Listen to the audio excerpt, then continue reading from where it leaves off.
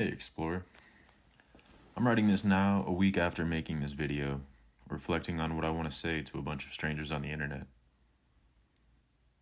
Self-doubt creeps in, says you're not good enough, and those words kind of hurt. Imposter syndrome tells you shouldn't be alive right now. You don't deserve this. But you're here for a reason, and maybe you just don't know it yet. I told myself I was going to add dialogue to this video. Now, after making a couple of them, it's getting a little bit boring with just the clips. I take it as a challenge, and even though it's going to be pieced together and it's not perfect, I think I'm going to look back in this in 10 years and appreciate that I did it. So with that being said, I hope you enjoy the video. Thanks for being here.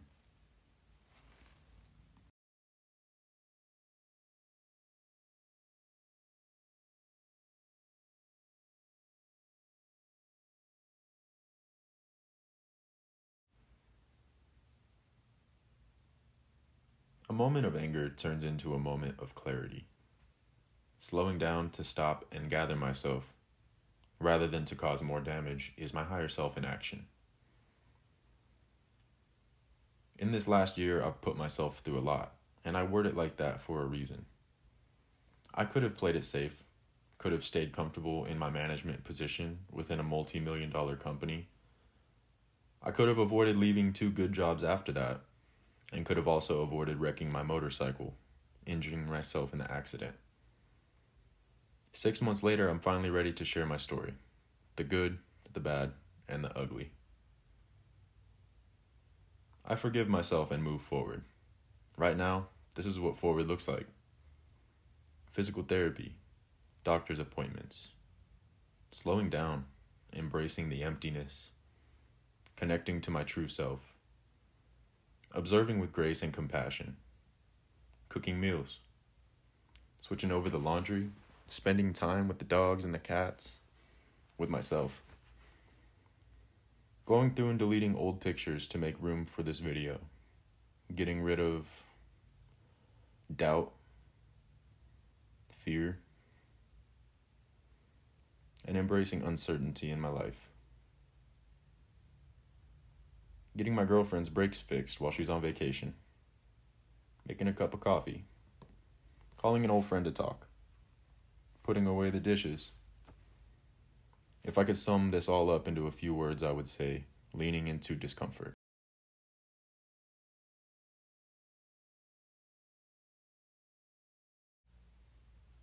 I'm currently sitting at my desk, cutting out magazine images into a sort of collage, or a vision board, if you will.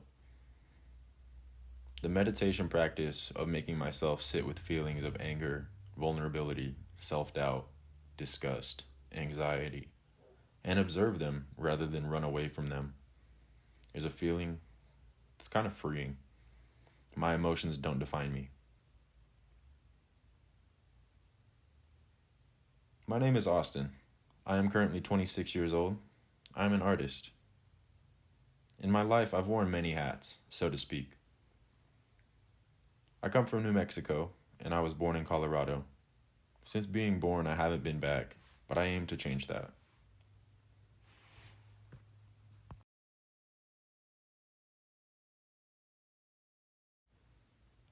I am an addict. Hard words to stomach, let alone share. Over the last few years, I've slowly let alcohol become a major pastime for me. I never acknowledged it as my problem until recently. Just about everyone has blacked out at one point, taken it too far with a bag of blow. Insert vice here, you know? But when it starts to become a pattern, eventually you have to come to terms and face the music. At my worst, I've woken up to my now ex explaining to me what I did last night. Unforgivable. Relationship ruined. With my current girlfriend. Insisted that I'm taking care of you tonight, then proceeded to scream and yell at her the whole way while I'm driving home. Didn't remember it.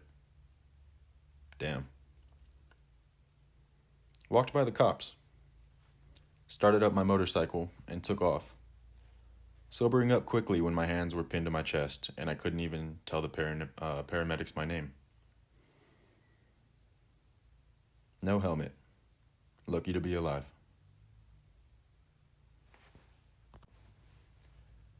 This lonely chapter is an artistic U-turn, taking steps in reverse to get back in the right path.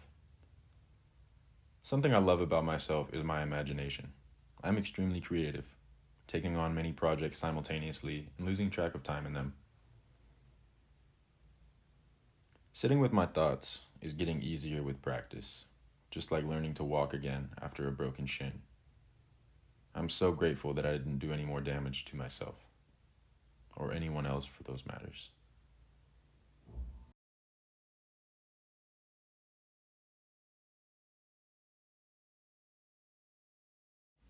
As you can see, I've finished up my vision board. I split it into 4 pieces instead of taking one big picture.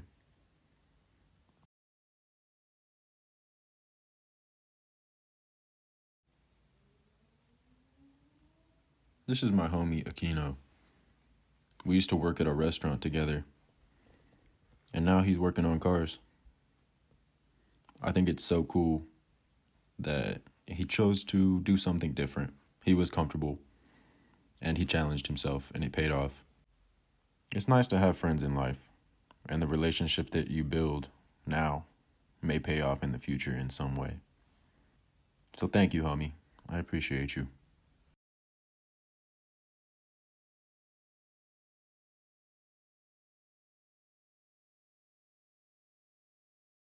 My girlfriend got me these flowers before she went on her trip, and they were sitting on the counter wilting, so I decided to plant them, and they finally perked up. Honestly, it made me really happy. So what does slowing down look like? On a day-to-day basis, it's easy to do the same thing repetitively. I read somewhere that our habits make up 45% of our day. So with that remaining 55%, what do we do? I can say for myself, overconsumption, just getting lost in YouTube, screen time, scrolling, looking up 4 hours later and wondering, what am I doing? Do I even want to be doing this? What do I want to do with my life in the long term? And everybody talks about a 5-year goal. What am I going to do today to put myself ahead towards that goal? Small actions repeated daily become habits. Before you know it, it's easier to do it than not to. It takes consistency. And that's with everything. Every day we grow, little by little. It seems mundane. After I wrecked my motorcycle, I sold it at a loss, and I haven't been employed for going on 6 months. I'm ready to get back into life. I think for now, I'll get something laid back, so I don't initially overdo it and lose progress. As of making this video, I have a doctor's appointment in 3 days, 4 or so physical therapy appointments left. I'm feeling optimistic about my recovery process so far. It's been tough, more mentally than anything.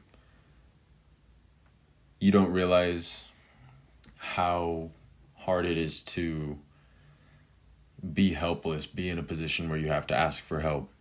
Whenever I first got back home, I leaned very heavily on my girlfriend. I couldn't move, 24 hours I was on the couch. I did that for about a week, and then I could finally move around enough to where I could use my walker to get around the house. It was very inconvenient at first, but I think I've found in this time, journaling is one of my best mental health resources. Being able to identify patterns, identify conscious thoughts and ideas. Some tools to build upon. I've been between 2 methods. One is a gratitude journaling, I kind of have a negative viewpoint in this world, and it's something that I'm trying to fix. Um, it's easy to get into a negative headspace.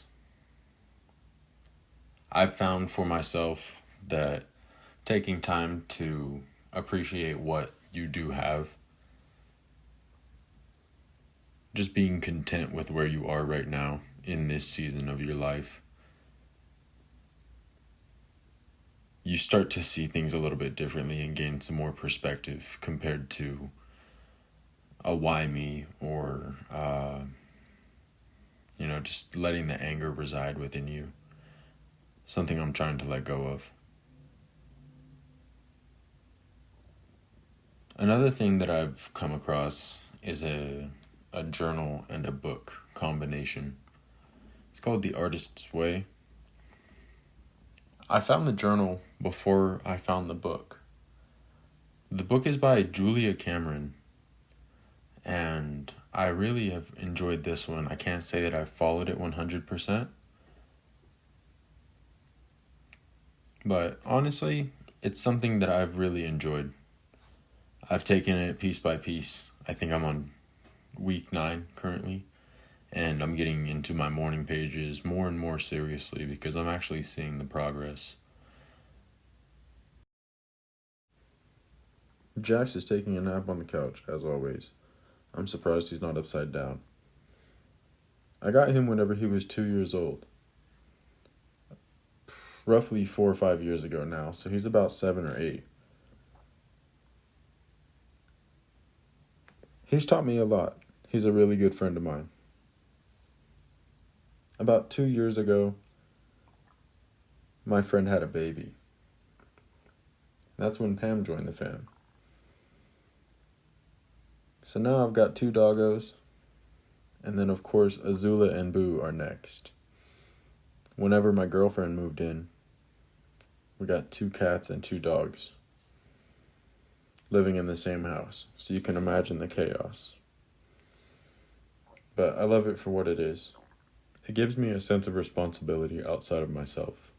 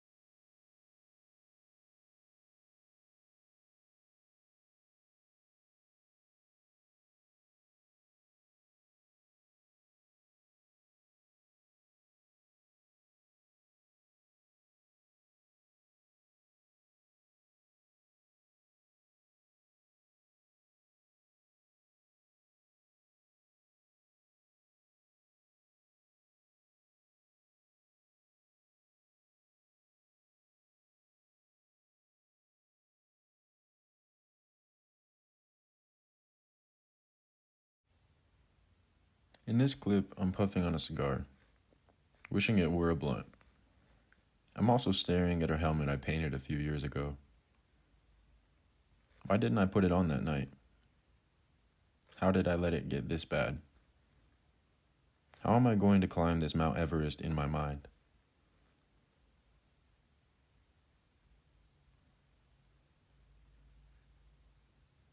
Maybe you're at a point in your life where you're faced with a similar decision.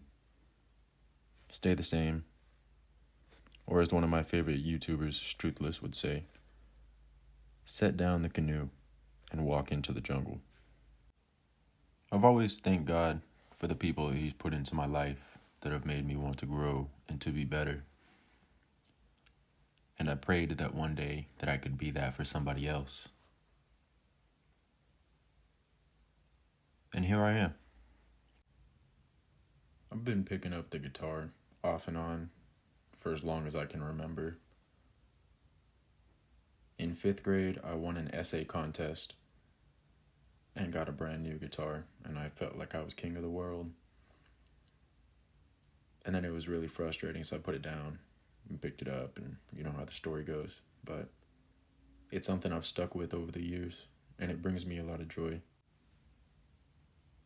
So this next clip, this is going to be a song that I wrote a couple of years ago now. Still means a lot to me. So cheers. Thanks for listening. Where did all the time go? Just like someone put a blindfold around my head. Said go ahead and spin. Now I'm traveling a tightrope in the middle of a cyclone. No, I can't slip, even lose my grip.